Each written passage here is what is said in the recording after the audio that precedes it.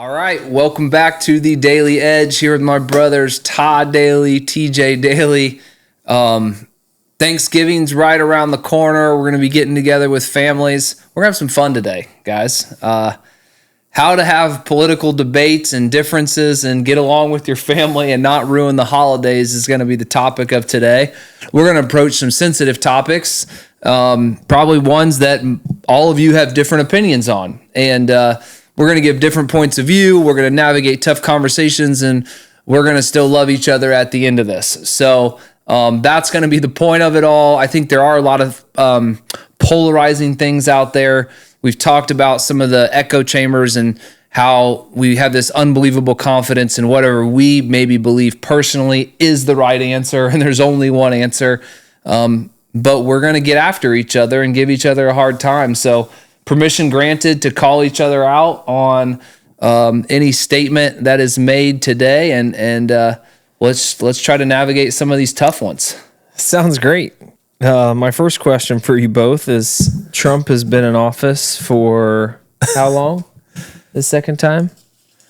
Is this the end of the second year? 2028 is the next election, right? So that would be 29. So maybe he's only been in office for 10 months. Yeah, that sounds right. He's been in office for 10 months. Feels like a couple How years. do you think he's doing? How's Trump doing? Is he doing well? Is he not doing well? I'll start this off. I'm not sure I can gauge well or not well. I think he's doing what he said he was going to do. One of the things that I've been trying to follow is he ran on a lot of different things that he was passionate about. And I don't think we always see politicians live or actually do what they say they're going to do. Now, even while he was running, people will say, I disagree with what he said he was going to do. Like, they're going to disagree with his policy on deportation, but he said he was going to do it, and he's doing what he said he was going to do. I'm not here to comment on whether his policies are right or wrong, but the people that elected him, he is, I believe, for the most part, outside of one area, which the one person that's going to watch this is going to know, outside of the whole Epstein file release, he has pretty much followed through on most of what he said he was going to do. And that's a whole different animal, which we can talk about if you guys want. It's interesting. I'm not super close to it, and I intentionally kind of stay at a distance from it. But I did read an article the other day that some of the personalities that supported him early on, like a Rogan and some others, were actually saying the opposite, that he's not done what he said he was going to do. So it's interesting. So what were some of the kind of the core things that you remember him running on, or that you feel like he has followed through on to some extent? I think it was big on the deportation and just the borders. He ran big on the borders. That was a big thing for him. From an economy standpoint, everything, the national debt, trade. He was running, and so I'm more business. I don't spend a lot of time with politics. That's why this conversation is dangerous for all of us. But getting the trade balanced, we've been operating at a deficit financially, losing more and more money, and basically more and more of the country is being owned by China each year. So he's really focused on trade, and he's drawing some hard lines, which again haven't made everyone happy. And the Border Patrol, those are the two that kind of stand out to me. How's he doing? Well, I think I kind of saw it. I kind of saw what you said, and I kind of agree with that, that he is doing what he said he was going to do. In some instances, right? I do think that people are, I find this kind of interesting. I do think that there's this perception that he's been more of a bully, if you will. And I think that really strikes certain people the wrong way, right? I think that when you reach a particular, and I don't know what drives this mentality, but I see it fairly consistently, and I don't know if it's reaching a particular level of success. I don't know if it's a particular geographic location that you live in, but where a person feels like they need to protect another person, or that they need to be a voice for another person. And I think that those people are inflamed by some of the things that he's doing, and then that is causing quite a bit of a rift where it was because prior to him running, it was more of a hypothetical. And certain people probably believe that there was no way he would take the hard line that he has and do some of the things that he has done. But again, it's like I kind of take the same perspective that you do, where I'm just kind of like, I think we said this in political conversations before, and I know I've been called out on social media before by having this attitude, and I'm signified or whatever as privileged because I'm saying this, but maybe it is, but because I'm not directly affected by a lot of the stuff, and it isn't close to home, I don't stay as close to it as maybe I should. I don't know, but I do think like he is doing what he said he was going to do. I think there have been some benefits to things. I at least think that it has started conversations. I think that we are getting to a point where tensions were and are so high that the only solution is to start actually talking to people and listening to them. Otherwise we end up in, you hear it teased all the time, right? Civil war. So I think we're at least starting to have some of the conversations that have been prompted by some of the things that have happened. Can I ask you guys a question? Yep. I feel like a lot of this boils down to value system, where different people value different things. They prioritize different things. So an example, he was big on Doge and balancing the budget and doing things like that, has a high focus on financial stability long-term, right? And he is going to do things there so people or individuals that value that are going to be like, he's doing a great job. He's deporting people that he could be breaking up families, and it's a terrible thing, right? No one, I think, I'm going to say this, but I don't think people want families torn apart and so forth and so on, but they're valuing something greater than that. And so this comes down to what do you think some of this disagreements outside of Trump's complete arrogance and being an asshole and a lot of different things in the way he communicates, whether that's a show or not a show, there's clearly a communication thing happening there. How do you think people's value system plays into the way they might view this current presidency? 1,000%. I think it's huge. I think some people are worried about the well-being of the economics of this country, and they vote for that. Some people are big on DEI or other kind of policies and some of the gender debates that have been had, and whether that's from a sports perspective or just in general. And some people are going to vote one way based on that stuff because that's most important to them or hits close to home.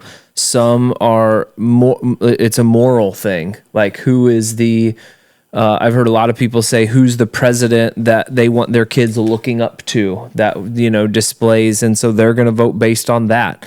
I know coming from a spiritual community that a lot of people are voting on the person who is going to push their agenda from their particular religion. And so 1,000%, and that's where I think we miss each other a lot. That's right.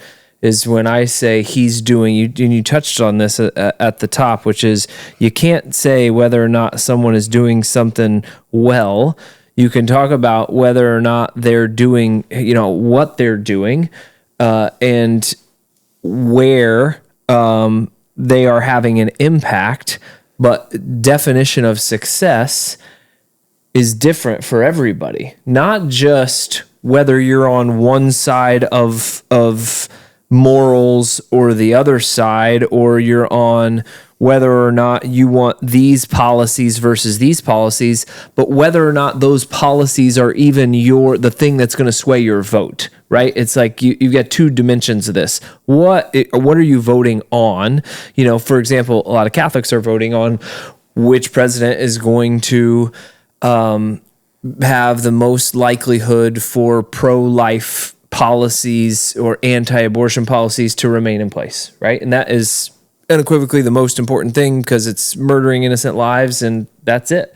And so that is, they put everything else aside and that's what they're voting on. Now, and other people on the other side of that, they're like, the ability to abort and the right of the women and all of that is equally important. And that's at the top of their list and they'll vote based on that. But I think it's a great point that you might have 30% of the country that are voting on that. And the other 70%, no matter where they fall, that's not even swaying their vote. They're looking at something completely different. Why are we unwilling to let other people have a different value system than us and not appreciate it? Like, why do we feel like, I mean, there's such a divide of like, if I go and have a conversation with someone and I'm like, they value this more and that's why they feel this way, and I value this more, and we're not going to change what we value, but that creates more divide, and there's the lack of understanding of like, I want to be able to appreciate someone else's value system because their value system is unique to them based on their circumstances, their experiences, and that is completely okay. Doesn't mean my value system's better or right. It just means it's different based on my experiences. And I think we try to convince each other like, no, you're like, it's like saying, here's the 10 commandments, pick your favorite or pick the ones you're going to abide by. And someone says, well, thou shalt not kill. And someone says, thou shalt not steal is the most important. And like, well, I pick steal over kill, or well, you can't do that because killing's worse. And there's this anger that boils up, and like, no, this isn't right. And I don't know if it's that simple. This is gonna boil back down to everything we've said in every podcast, but I think a lot of that stems from not doing hard things, and I'll explain what I mean. I know that sounds cliche. What I mean by that is that because of I think I said in a prior podcast that anxiety is largely not having the confidence in yourself to handle things when they go awry versus being able to kind of roll with the punches. Like tomorrow, if they came out and they said, you know what? Trans people are going to be allowed to compete in female sports. The three of us we'd have our opinions on it, but at the end of the day, we'd be like, okay, there's nothing we can do. You know, if that's what it is, then that's fine. Life will continue. I think what happens is that, because what I try to do is I try to rewind and I try to look at foundationally with people, what is it that's creating this emotion that makes these things seem, because to your point, people view a lot of this with an end of the world mentality. Mm-hmm. The reaction is like, if this happens, everybody's going to die. And so when I heard a comment the other day, it was around embracing suffering, but the counter to that was people sitting on the couch scrolling TikTok all day are just moving time forward until they die. Just dopamine. Like, let me get through this. Let me survive. Let me just get until the time runs out versus other people. And I'm not saying like, I sympathize and empathize with those people. Like, I've been there. I think we've all had moments in time when I was in Seattle before you moved out. Get up, go to work, play video games all day, go home, sleep all day, super overweight, never did anything. Like, times in our lives where that was us. That's all. It was just video games, work, sleep, video games, work, sleep. Didn't want to get out of bed otherwise, like doing other things that were not necessarily great for my mental health. Of course, in 2000, that wasn't categorized as depression. It just was what you did. But I was in that thing. So I think what happens is you're doing this, you're fed this information. John Kuhn did a great experiment where he deleted all of his cookies. He went on incognito mode. He started a brand new YouTube account and he searched, "I'm sad and lonely." And 5 clicks in, he was on this like Jordan Peterson thing. And it was like down that rabbit hole. Well, then you get fed that. You're not, and you want to feel like an accepted human. And so that informs your perspective. And then having people further down the rabbit hole reinforce, it gets that much more real to you. It's that much more essential to existence. And you're whatever it is, red pilled in or blue pilled, that far down the hole. And there's no way out because your anxiety has built to a point that you can't fathom just rolling with the punch. Like, this is the end of the world because there is no confidence. Your anxiety's, I know I'm rambling a little bit, but your anxiety's so high and you've gotten to this point that you don't know what to do, and it seems so extreme. And we have the technology out there to continue to reinforce that. And I think that's why we get to this point where we can't accept somebody else's beliefs, because we're so paralyzed, because it feels like the most important thing in the world, even though it's really not. There's not any of these things that you brought up that, I shouldn't say that. Very few of these things that we're talking about again, I have to qualify it as maybe I'm making a privileged statement, are as real as some people make them out to be. So I agree with everything you said. I think a lot of it too is a lack of conversation. There used to be a lot of debate and discussion in person on these types of topics that would help people unwind and come off of them. But the solitude and the reinforcement combined, I think, in the human brain, I think is predisposed to doing that. It's where focus goes, energy flows. And the more you focus on something and the more you get wrapped up in it, it continues to compound. And I was listening to something the other day that talked about how the brain is constantly just forming hypotheses, and that's how it envisions, and that's what happens. People start to formulate these hypotheses, and then it becomes reality in their mind, and that is just how the human brain operates, and it's really fascinating. I think that's what happens. Now, I'll throw a counter argument out to you, because I think there is a beauty in the fact that people are pursuing a single truth. So there's a thing called relativism that I think is something that we're warned about in the Christian space, and I think in other religions as well. Is hey, everybody do your own thing. You do you, I'll do me, right? And I think some people are pursuing a truth. So we'll use the pro-life thing, right? So there's a very strong belief that God is involved in creation of a child, right? And I think at 8 weeks... For most people. For most people, say that again. Most people believe that. Correct. Not everybody. Correct. Right. Not everybody believes that, but yeah, most people, or some people, I don't think it matters, that there is a... God's involved in that, and obviously that becomes a life, and then at some point it has a heartbeat. Right? I think we've all had kids at 8 weeks or whatever, 10 weeks, you go in, you hear the heartbeat. There's literally a heart that's beating. And then around 16, 20 weeks, you can see the hands, the feet, it's actually a human baby, but it just hasn't left the womb yet. It's still underwater, so to speak, right? And so what's interesting is legally, that baby is not a person, right? It hasn't been born, so it's not official. Although what's interesting, there's I'm not sure if you guys knew this. I just learned this a few years ago. If you kill a pregnant woman, you can be accused of 2 counts of murder. Mm-hmm. So that's interesting too, that it's kind of a life in that regard, but not a life in other regards. So in the Catholic community in particular, there's a very strong belief that abortion is murdering an innocent life that still happens to be underwater, hasn't been birthed, hasn't come out, right? And acknowledging all of the horrible things that can happen, that can lead to a pregnancy, rape, all those things, all of that on the table, totally get it. But there is this element that is murdering an innocent child. And so if I'm voting and murder or someone's life is at stake in overturning Roe v. Wade or those sorts of things, I could see where somebody would say this should be the most important issue. Who gives a shit how well the country's doing or how many immigrants are here or not here if real life babies that just haven't come out from underwater are being murdered, so to speak, right? I know that's antagonistic terminology, but I'm using that intentionally, right? If that's happening, I need that to be your most important issue too. So I think there's a beauty, I guess, in that people are willing to go to bat and have that debate and say, hey, I think this should be your most important issue as well, while not completely going off the deep end and wanting to kind of crucify people who don't vote on that as their top thing. This is interesting because obviously being a devout Catholic as you are, you're very passionate and everything you say you just believed.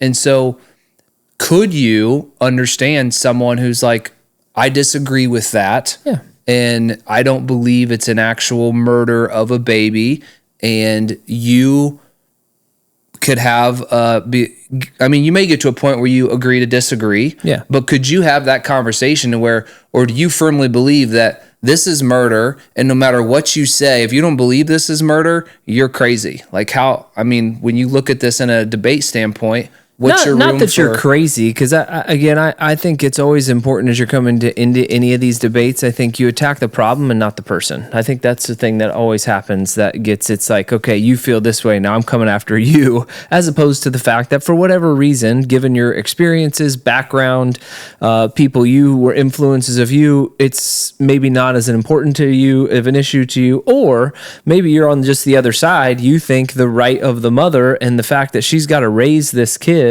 for 18 years and deal with this and maybe be in poverty and not have, enough to provide for this child, all those kinds of things. Like, that's all very real. And I would acknowledge that. So for me, I wouldn't have any problem with a person that felt differently than me, but that doesn't mean I shouldn't necessarily fight for the fact that I think it's an important issue or take that issue to task because, and I could go more and more on that issue, but I think I just wanted to chime in that I think there is a beauty to not being in this world where everyone's just like, you do you. Well, I think with this issue in particular, the funny thing is that from what I understand, about 80% are relatively close on, like the people that are pro-abortion, for the most part, is in severe circumstances. Like, people don't say, oh yeah, this girl goes out and gets pregnant every 6 weeks and it's just, yeah. But most people are like, look, in extreme circumstances where she's the mother's raped by a relative or something like that is where where a lot of this tension comes. And I think that it's really interesting because it's a tough conversation to have. And I appreciate the, the you do you type of thing. It's going to be intriguing over the coming decades. And it's probably been this way since the beginning of time to see what mechanisms and or methods move society further towards a particular direction. Mm-hmm. Because, I think a lot of this, what we do now is this intense finger pointing, and we're looking for, I was with a buddy the other day and he said something about it. He said, it's funny. It was like 2 days ago. He's like, yeah, the Catholics really care about babies. And then once they're born, they want to deport them or something to that effect, right? Like, it's a huge deal until they're born. And then conservatives just don't care anymore. They'll fire them left or right to maintain the bottom line in their company. Again, cynical comment, right? Mm-hmm. But like, it's, but that's how a lot of these conversations have. It's sniping each other over social media, as opposed to, would that person sit down with you and have the conversation and say those things? No, probably not. And if he did, you guys would talk through it. It would be fine. Yeah. I think what's funny is what you just mentioned happens is like, okay, if a Catholic, whoever that was, might have voted for Trump because he feels like Trump over Biden or Kamala, whoever, has a better chance of retaining the overturn of Roe v. Wade, that then they're associated with Trump on every decision he makes, right? It's like, okay, well, now you're this and you're that. And I get that. I mean, I think that's a natural association. And I think that's it's just like trying to pass a bill in Congress, right? They don't ever just have one bill on one topic. They stack it. So if you're super passionate about abortion and you vote for Trump and he's got these other 7 things, and you vote for this one thing, well, now all of a sudden these other 7 things, you are responsible for all those, and vice versa on the same side. Like, so maybe someone voted for Kamala based on this thing, and it's a very valid thing, because the truth is there's probably somewhere in the middle of both of them, they're attacking all the different things in different ways, and we're all going to have that different value system. And they may say, oh, well, I think Trump's spot on here, I think Kamala's spot on here, I think Trump's here, and we all know that we probably shouldn't put our faith in the president. Congress does a lot of it, and then there's this guy named Jesus. But there's this whole thing of where we do this labeling thing, and people start saying, and this is where it gets really dicey. It's like, I'll bring up a little bit of the Charlie Kirk thing, and the first thing I made a post like, it's just so sad that someone was murdered, and I get a direct message from a family member is like, he's a racist. And, it was just this like 3 things that were just like right at this dude's throat. And it just creates this, whether that's right, wrong, or indifferent, where you're getting your information isn't important. I don't think we're here to pick sides today. We all have our own beliefs, but it's that understanding. It's understanding other people's points of view and appreciating points of view and valuing points of view and being able to independently have your own and vote for who you think. Because at the end of the day, whether you want to say or not, like, Trump isn't perfect. We don't put our faith in Trump, but there was enough people in this country that felt like that had enough of the issues that were important to them to get the majority vote, right? Like that's it at the end of the day. And I think you said this earlier. I think people agree more than we probably give ourselves credit for. Like, I think everyone in the country would agree that Trump has narcissistic tendencies, and that's a very generous way of putting it. I could put that a lot more bluntly in terms of my own personal opinion, but let's just start there. He's a bit of a narcissist, and he has a very much a bully mentality.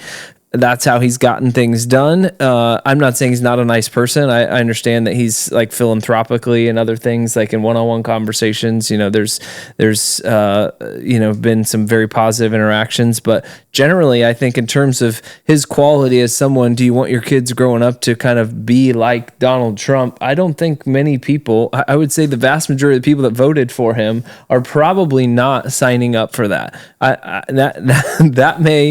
may be wrong in that, but I think that's where the labeling comes in. People think, oh, they voted for this guy, they must agree with who he is and everything about him and all those things, when I'm not so sure that's actually the case. That's where I think more of the divisiveness comes into play, is when you automatically categorize and or label somebody categorize and or label somebody a specific way because of a single decision they've made. We don't typically do that in real life. If you don't put your turn signal on when you turn out of the neighborhood, I'm not going to categorize you as a misogynist just because you did that, because, and that's where I think it comes into play is people, I can't tell you, again, I have the most diverse friend group from a political perspective because I spent over a decade on the West Coast. I can't tell you how many posts I saw after Trump won. Unfriend me. If you voted for this guy, unfriend me. Block me. Yeah. Dozens. When the Charlie Kirk thing happened, I had a couple of those posts public, show up in my feed. He was this, and this, or that list of 20 statements that he made. And the funny thing is that in today's media landscape, you can really tell any story you want to tell. And then I watched a video, because I love to see both sides. And I think, I say that and I'm sure people will question it, but I've seen a lot of Charlie's debates. And I've seen him come off very harsh in certain circumstances. And I've seen him go into arguments with no preconceived idea that he's going to back down at all. Going into these arguments, like this is my, and again, like a Ben Shapiro, he's very good at debating. And so a lot of these people had no chance. But then I've also seen clips of him where he is talking to somebody with diagnosed gender dysphoria and saying, I hope you find your solution. And from his perspective, I pray for you and I hope that whatever, but here's my perspective. So, I've seen both sides of it. So I see how either side could develop their opinion. Of course, I think everybody holistically agrees that no one should die for the things they say, period, ever, end of story. But one of the things that was struggling with that is like, there were people making associations. Well, like when so-and-so got murdered, the people some congressmen wore pro-right gun pins the next day. There was like a justification happening with some of that. And there's this association, well, he kind of deserved it. And that's really the disheartening side of this, is like, these conversations are necessary, but they don't need to be violent. I was watching a reel recently where Bill Maher, the guy, Maher, he said, me and Trump decided throwing insults 3,000 miles across the country wasn't a good way to do this. So he went and had a conversation with him. And he got crucified for doing that, because Bill Maher has been a voice of the left for years. I mean, yeah. And Joe Rogan popular, but I mean, Joe was a leftist. Like, I mean, he still is. People are calling him a conservatist now because of what he's doing, but the people that are trying, and I think what Bill was doing and what Joe was doing, they're trying to have a different conversation. They're trying to understand, and they're not going there to fold. They're not going there to change their beliefs. I think they're trying to find some medium ground because it's what's best for everybody.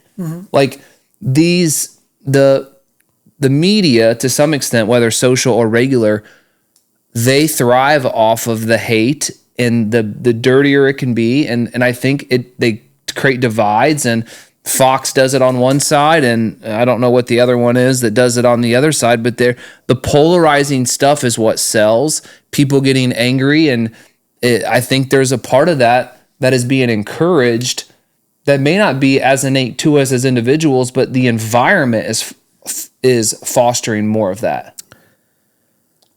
I mean, yeah, we want community, right? And at a basis, community is sharing a set of base values and base ideas and base perspectives. You flock to the people that are similar to you and that share a lot of these similar things.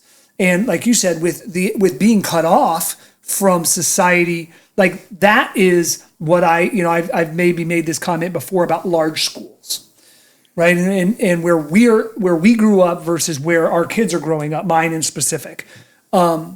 We grew up in a school where we knew almost everybody. Like, let's say 80% of the people, and it was a very diverse population, and you learned different perspectives based on conversations with people that you were having in school. Because in high school, you're forced to be around people. It's not like you get to pick your college and pick your classes. You're forced to be around these people. They grew up differently. We're from an area that's got crazy diversity, not just from a race and ethnicity perspective, but also from a economic perspective. And so we got to experience and understand these through not only conversations, but day-to-day interactions and growing up around these people. Well, when you're in a situation like a giant school, if you have 6,000 kids going to your school, you can find the 5 people that are exactly like you. And they will be there to reinforce your perspective on anything. And now expand that to millions and millions of people on the internet, you will find the absolute most specific thing that, or you will find a group, whether that be on Reddit or Tumblr or Facebook or any site, 4chan for that matter, that is going to reinforce whatever it is you believe and whatever it is that makes you feel comfortable. And that's the root of all of it. It's the danger of it. Well, and simultaneously victimize or label the other side of that opinion as complete idiots. I mean, this is you're never forced to deal with that in today's society. You're never forced to sit. You can work remotely. You can, you know what I mean? I guess where I struggle with this is like someone's political choice or value system should never jeopardize their friendship or their family. Totally agree. I should be able to sit down with every single member of the daily family and break bread and us have different value systems, and they're okay with it and I'm okay with it. And that's where I think the conversations aren't being had because we're so politically charged in this environment and we have such strong beliefs.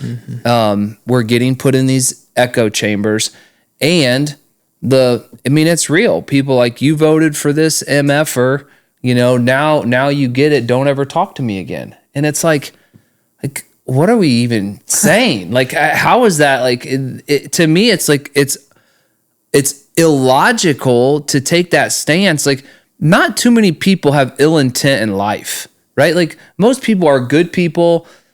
Sometimes you make bad decisions, but most people don't have hate in their heart and want the worst and are like, I want to condemn you or I want to condemn you. I don't believe that is people's disposition and their normal wiring. I think we get there through experiences and other things, and that's a whole different story, but we should be able to have difference. And even if we're not talking about it, which I think you can talk about it, and maybe in future podcasts, we'll bring some very differing views on different things on here and have some of these tougher conversations. We should be able to have these conversations. We should be able to do it with friends and family if needed, value other people's points of view, try to understand. I mean, we have a really good friend that's really big on cultural diversity. And I think the main concept of it is understanding, listening, understanding different points of view, understanding different challenges, understanding that not everybody wakes up and views the world from the view that I have. I have a white male, moderately successful view. So when I wake up, I feel a certain way, I have privileges a certain way, and not everybody has those. And so therefore, based on the way I wake up and the experiences I've had, and because I'm a white male, and because I'm a business owner, and because I've been successful, I see the world like this, and these are the things that I value most because of that. Could be privileged. You can look at it any different way. Somebody just down the street could wake up completely different. True, but that doesn't necessarily mean there's not a common truth.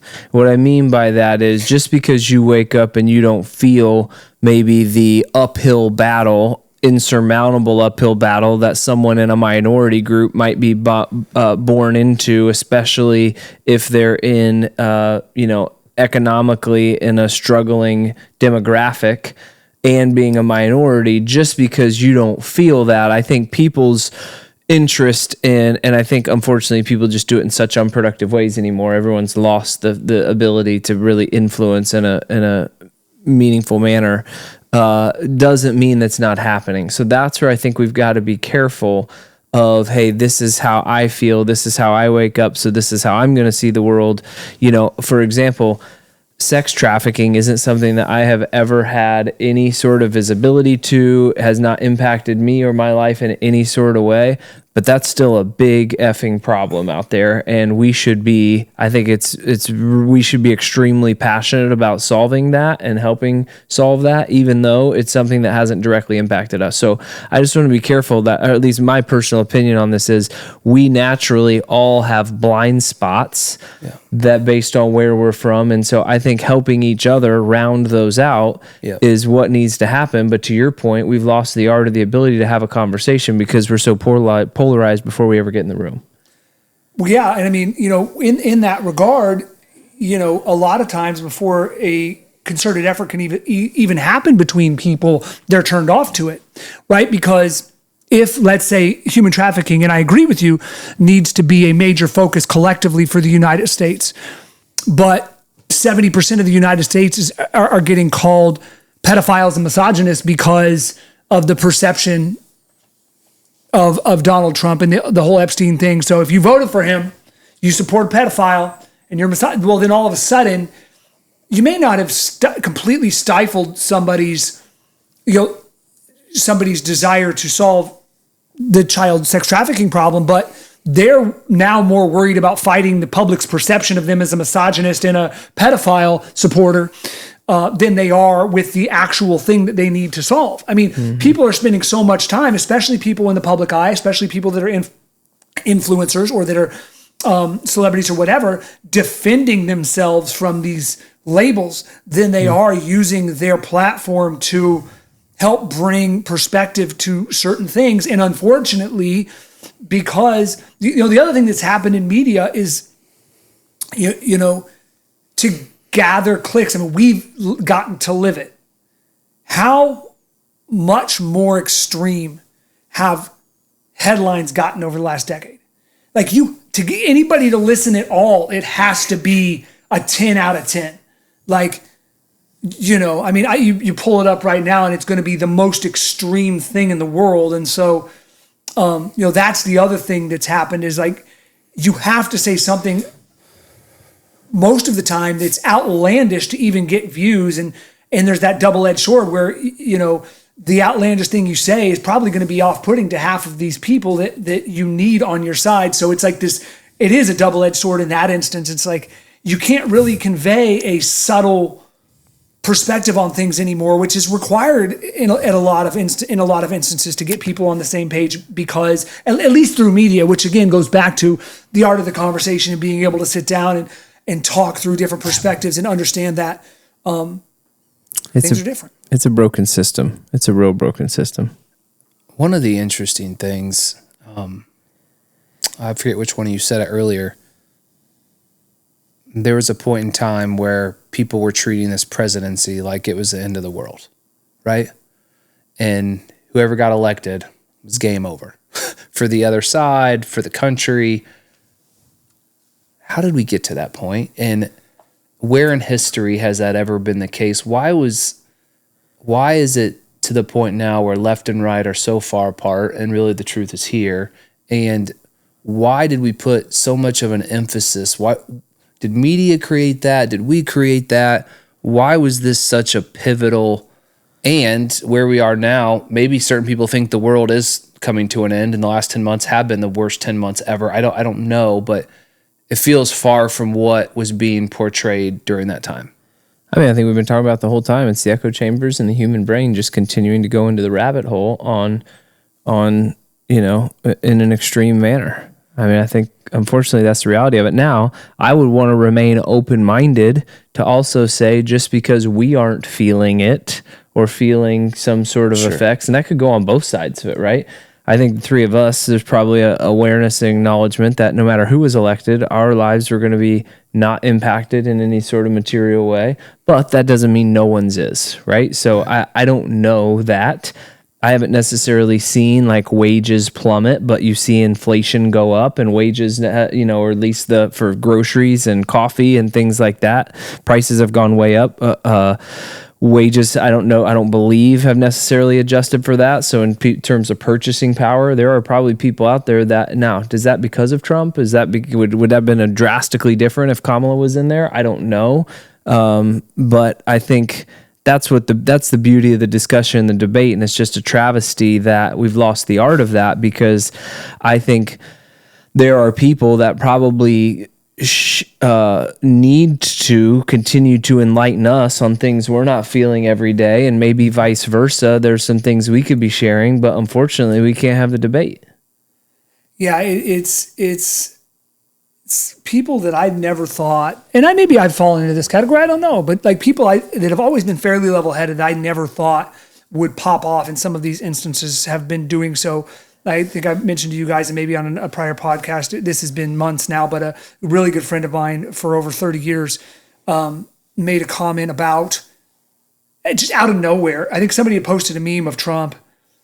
And of course, being from here in high school, we have all differing opinions. We have, I would say there's a group of us, and half are one side and half are the other side. And somebody posted a meme, and this person came back and was furious and was like, and his response was related to tariffs and about having to fire team members because of the lack of profitability and having to explain to them, why they need to be let go. And you voted for this. And it was this whole like crazy thing. And I tried to diffuse it with humor, but like, again, that's not like, where are we at when people that have known each other for 30 or 40 years are getting inflammatory over text messages? That just shows you how far things have degraded. Back in the day, you would have gone over to their house, you would have picked up the phone and been like, yo, dude. Or you just would have ignored it because you knew that there was no ill intent, but you could tell that there was some pent up. And maybe that's the other piece of the puzzle is when you're on social media, you don't get any validation from what you're saying. You're just screaming into the void. And you might get a couple of responses, but a lot of times people will do it and turn off comments, or they won't go back and read them because they don't want that they don't want that conflict. There are people that do, but most people don't. They want somebody to, yeah, man, you're right on. And so I think a lot of times people don't feel validated in their statements because there is something to the other side of the coin. There is something to the other perspective, and as painful as it is, we deal with somebody in business that all three of us deal with, and this particular person can be very abrasive and always and very strong in their opinions. But as much as it sucks at the time, and as much as I'm rolling my eyes when I'm on the phone with this person, when I'm done with the conversation, even if it doesn't end well, and I feel validated in at least talking through it. Maybe my perspective did shift and I do share their opinion now. Maybe I think they're completely full of shit, or maybe I feel I'm right. It doesn't matter. there's more validation than you get from screaming into the void on X or Facebook or whatever else. And so that was really interesting to me. But I do think you're right. We're here because of that, because of the combination of the echo chamber and the combination of needing to be overly, because if the news on Trump was, Trump has a negative perspective on Hillary Clinton. Based on their last debate, he doesn't really like her. Nobody's going to click on that. Trump's a misogynist and hates women. Oh, okay. It's a very broken system because they're doing it because we're clicking on it, and until we decide not to click on it, which isn't going to happen because our brains, the way we're wired, is just to click on that and get the dopamine. I want to shift the conversation a little bit and I want to talk about two specific topics. One, I talk about the debt, because this has actually been polarizing. I think this has split some of the people that initially aligned with Trump. Musk was one of them, and Doge and efficiency and all the thing. And then the big, beautiful bill came out, and Musk went off the deep end, kind of because what seems to be this, hey, we're going to clean this up and run an efficient government. Then all of a sudden, we started to spend like crazy through this bill. At least that's the perception. All of this is just a perception. As I mentioned, I'm distant from this. What is your guys' thought on the debt overall? I know you've expressed some concerns about it, although it's still in the mix relatively of, global GDP, debt to GDP compared to other countries. But where do you guys stand on this and how Trump's doing on this front? I have to admit that I have not followed the big, beautiful bill hardly at all. So I have no context there. I was following pretty closely when Doge first came out, and the way that the information was being communicated and the channels that I was receiving it. So there's my preface on X, which could be a biased filter, is that there was just a lot of fraud happening. There's a lot of fraud. People were getting paid that had been deceased. Some of the studies that were happening were outrageous. They were posting, and so I'm going to state this based on what I saw and I believe was true, but I didn't dig a lot. So this could be an example of me seeing something and being like, oh man, look at all that waste. And so I felt like Doge was a great exercise in trying to clean up some of the crazy spending that may have happened over time. And what happens with, I think, government programs, just like anything else, is once you've allocated budget money to it, it's hard to ever take it away. And so I think there was a lot of waste, and I don't know anything about the big, beautiful bill and what the spending is and what it's going towards, but I was encouraged that someone was trying to uncover, modernize, the systems that these things run on and the way that money is shifted around. And there's got to be tons of room for efficiency, and it was encouraging to see that was started. And again, I'm not paying really close attention to the entire thing. I don't understand it well enough. I will say that I did the next level of digging when it comes to what was being communicated in those early days as it related to government cleanup. And there was some misses,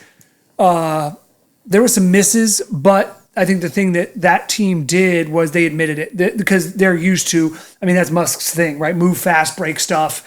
And so there were some things that they had messed up on. There were some studies that they had miscategorized that actually were legitimate, that they had communicated that were kind of hokey, but in other instances, there were some that were not legitimate. So there were some things there. So it was like I don't know what the percentage is, 50-50, 70-30, whatever. And then I've just heard about the big, beautiful bill lightly. Again, not any detail relative to the spending.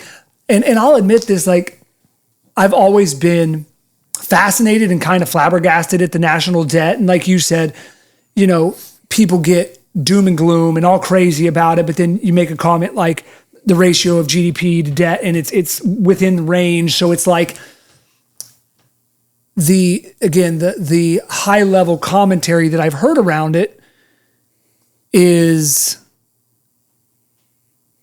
kind of like the commentary you hear around global warming. depending on where it comes from, right? There's one side where global warming is we're dead in 10 years. There's the other side. It's like, it's natural temperature fluctuations. Yeah, we're a little bit over it, but we're humans. We'll, eventually invent our way out of this and yada, yada, yada. And I think very similarly on the debt side, there are people that look at this like it's their bank account. And they're like, oh my God, we're $3 trillion in debt or whatever, I don't know what it is now. Versus what it really represents.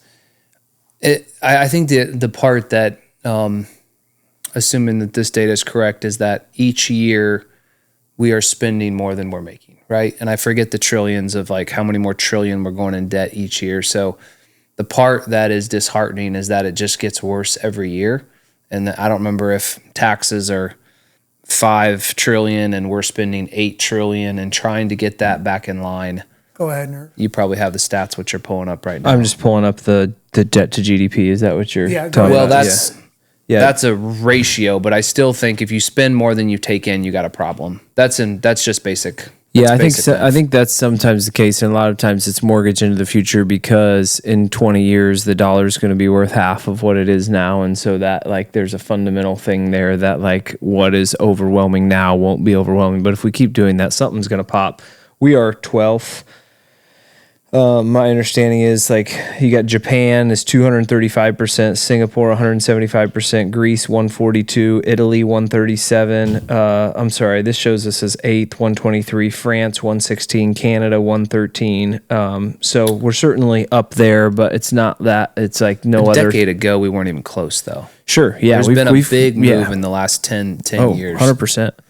100%. And it's going to be interesting because I think it's another one of those things, kind of like the housing bubble. It's not a problem until it's a problem, and then it's probably But I don't know economically. I'm not educated enough to know when that point in time is, because it's almost like you keep kind of pushing, right? Or you keep like adding another piece of straw on top, and it's like at some point it's going to break, but we're still going. Let's do. Oh, go ahead. I was gonna take us down another path. I had one other area I wanted to cover, unless you have. Oh, I was going to do an exercise. I was going to ask 2 different AIs to explain the debt to us, but with different contexts to show polarization. But we can go to your. That'd be interesting. Give it a shot. All right, let's see. Let's give me just a sec here. Oops. Hold on. No, I don't want to do that. Sorry. Why don't you go ahead and go down the next thing, and we'll. Yeah. So. A lot of what I've seen for those that were associated, a lot of the posts that I've seen is this about this nationalism piece. And the Pope has actually come out and spoke a little bit about this, just in that the dignity, human dignity and that sort of thing, and kind of challenging a little bit of some of the deportations and some of the things that are happening. I think some people are making some valid posts about, okay, here are Christians voting, maybe pro-life, but also endorsing somebody who's maybe not not approaching the situation how Jesus would in terms of kind of and so from a Christianity, there's some people that are taking that angle, I would say, that this administration is having a very non-Christian approach, a very nationalist approach, prioritizing the economy of the United States over the human dignity of people, particularly those that aren't citizens here. And so that's the hot take I kind of want to toss out to you both and give you an opportunity to weigh in on it. Do you think it pours gasoline on the fire that, in a sense, they're doing it in the name of Jesus? Like there's a big Christian push and a lot of prayer and a lot of things surrounding Trump and this administration, that seems to be the flag that they're waving and still maybe operating this way. Do you think there's some cynicism there in the way people are looking at that? Yeah, I'm sure. Yeah, no, I think that goes back to a couple episodes ago when we were talking about faith and work, right? Like, and we were talking about some of the different elements of that particular scenario. It's, when we got to talking about maintaining and being humble, I think that, waving that flag automatically kind of paints Christians as these people who think they're better and these these immigrants aren't worthy and they need to go back to where they came from. Even just aligning it, and you don't even have to say that, but it goes back to people labeling and people, saying, well, because you voted for, like, yes, you're right, it does pour gasoline on the fire. You voted for this guy, so you automatically support this. And the fact that you're waving this Christian flag, well, you just think you're better than everybody because that's kind of how Christians are. They just judge everybody else, and you think you're better than this person who's been in America for 20 years and has worked a job for 20 years, is now getting removed from their family because of whatever effort is going on, because they had a parking ticket 10 years ago or something like that. I'm being extreme, but I totally think that that's the case. So let's do this little activity. Okay. So we're going to ask Grok about the national debt, but we're going to do it from a perspective of somebody who doesn't want to be concerned about it. Confirm your age. Okay. Well, I got to scroll for this one.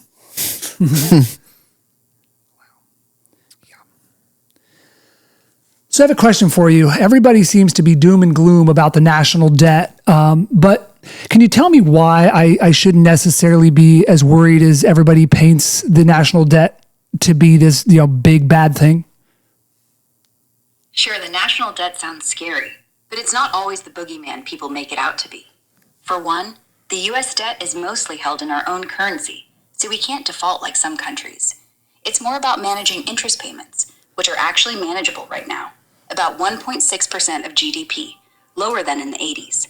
Also, debt funds stuff like infrastructure, schools, and defense, which can boost growth long term. Compare it to GDP, and our debt to GDP ratio, around 130%, isn't crazy high for developed nations like Japan, who's over 250. The real issue would be if borrowing spiked inflation or crowded out private investment, but we're not there yet. Focus on the bigger picture: growth, jobs, stability, rather than the raw number. Want me to dig into any part of that? No, that's okay for now, thanks. No problem. Now we're going to ask Gemini from the other perspective. Why it's a huge problem. So I've been hearing a lot about the national debt lately, and it seems to be this huge problem. Can you explain to me why? All right. So the national debt is basically the total amount of money the US government owes. It's a big deal because it can affect things like interest rates, government spending, and even economic growth. When the debt gets too high, it can make it harder for the government to invest in important things like infrastructure or education. Plus, it can lead to higher taxes down the road. People really make it seem like it's the end of the world. Is that the case? Is this a really big deal? Well, it's definitely a serious issue, but probably not the end of the world. The national debt is a complex problem with potential long-term consequences for the economy. However, it's worth remembering that the US has faced high debt levels before and managed to overcome them. Sweet, thanks. Well, that's interesting. Yeah, it is. Because if you listen to a lot of it out there, the global perspective is that like the sky is falling.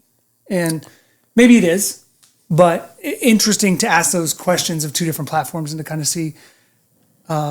I liked that, it's interesting to see how AI responds. I know we've had AI episodes in the past. Could you imagine, though, if that's how people approached it, if people sought to understand in that regard, that they asked the way that they are maybe perceiving it, and then ask the question, whether it's, ask the question maybe the way the opposite was perceived, whether it's with AI or anything else, with someone who's seeking to understand in that regard, would completely transform our ability to get along as a nation.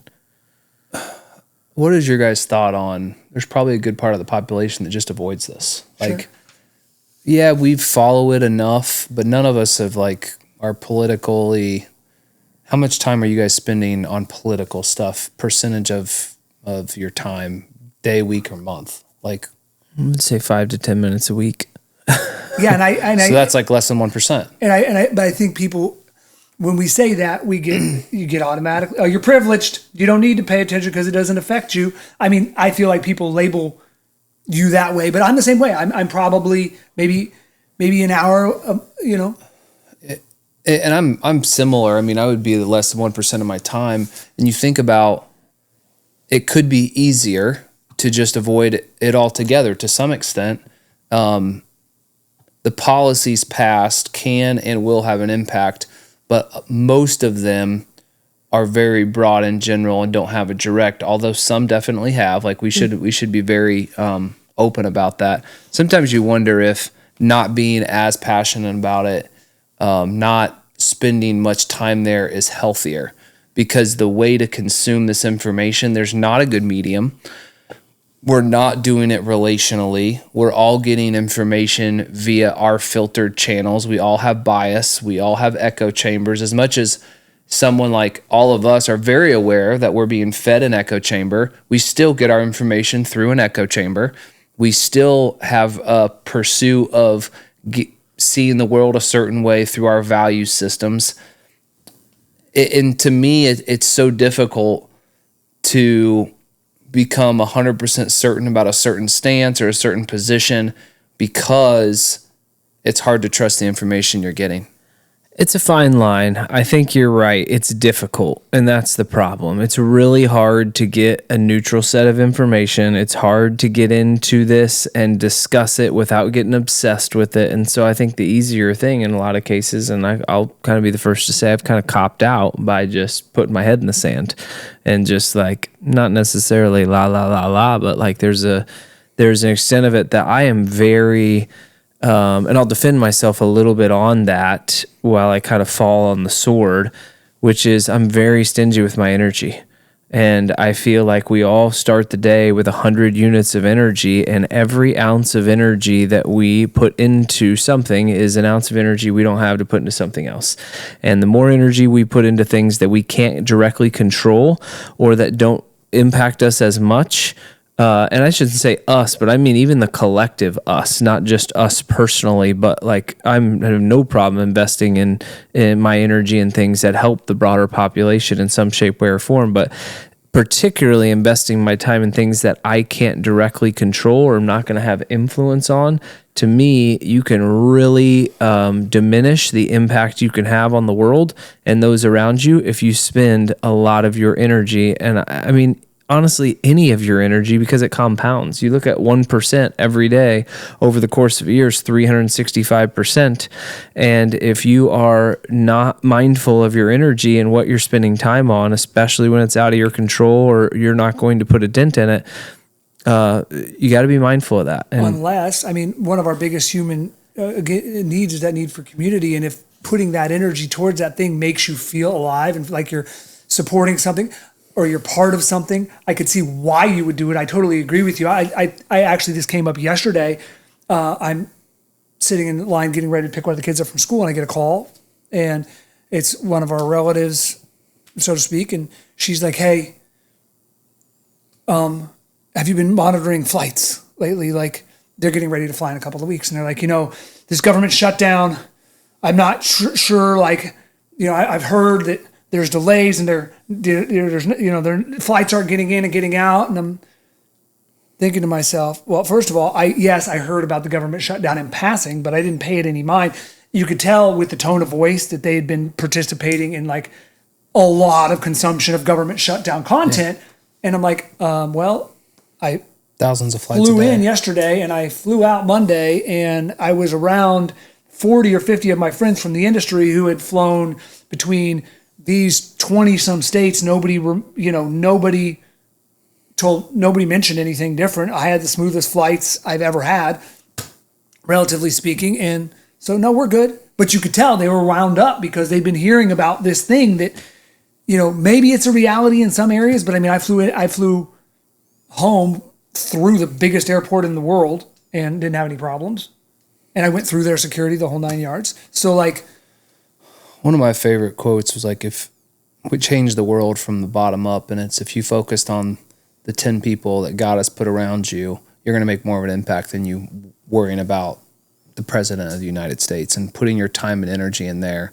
I think there is truth to that. And I think that's just a great example of, we went to New York City a year ago, and my father-in-law was super worried about us because he'd been reading the news, and that's the Israel, and there was protests and there's things, and like, it was fine. I saw a post from one of my friends. There's all this stuff about Chicago, and she was sharing, and it was like, hey, this place is so, and it was like a festival, and everything was fine. It's like, I think a lot of things a lot of times things are portrayed worse than what they are.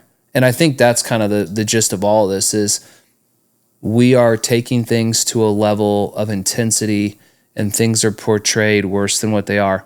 And I don't say that to downplay that people are significantly being impacted by who's in office or who would have been in office and that there is significant impact there. So I don't want to ever downplay anybody's situation.